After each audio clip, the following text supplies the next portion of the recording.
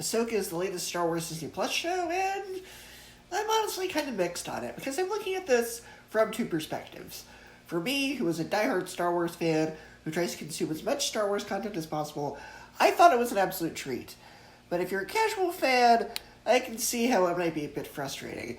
It's certainly the least accessible of these live-action Star Wars shows, and what I mean by that is, unlike the other live-action shows, you really have to have done your homework beforehand, or you're going to be totally lost. The Mandalorian, for example, as long as you start with Season 1 and watch the other shows by their respective release dates, is pretty accessible. Even if you have no prior knowledge of Star Wars, you can still enjoy it.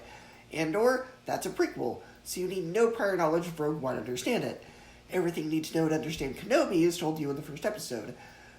This show does not do that. It's essentially Star Wars Rebels Season 5. And I said in my trailer reaction a few months ago that I was worried that Ahsoka wouldn't feel like the main character, similar to how Boba Fett didn't feel like the main character in Book of Boba Fett, or how Din Djarin started to not feel like the main character in the last season of Mandalorian, and unfortunately, those worries were justified. I wouldn't be so frustrated with this if they had simply called the show Star Wars Rebels Season 5, or something similar instead of simply Ahsoka, because Ezra feels more like the main character than she does. And also, Ezra felt less like a character for the first half, and more of a MacGuffin. They essentially redo with him what they did with Luke in The Force Awakens, where everyone is trying to find him. And for how much they were advertising Thrawn as being the big bad guy of the show, he's not really given all that much to do. Again, the show focuses more on Dathomir witches than Thrawn's other minions than it does Thrawn.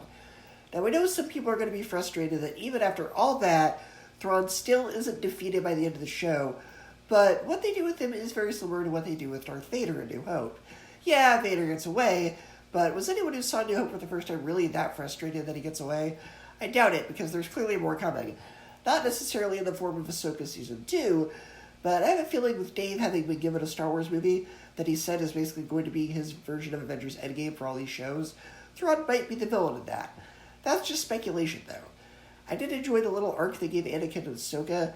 It was very satisfying, but again, if you haven't watched Clone Wars, which is another show you have to do your homework about, it's not going to be much to you. But for me, it was very emotional.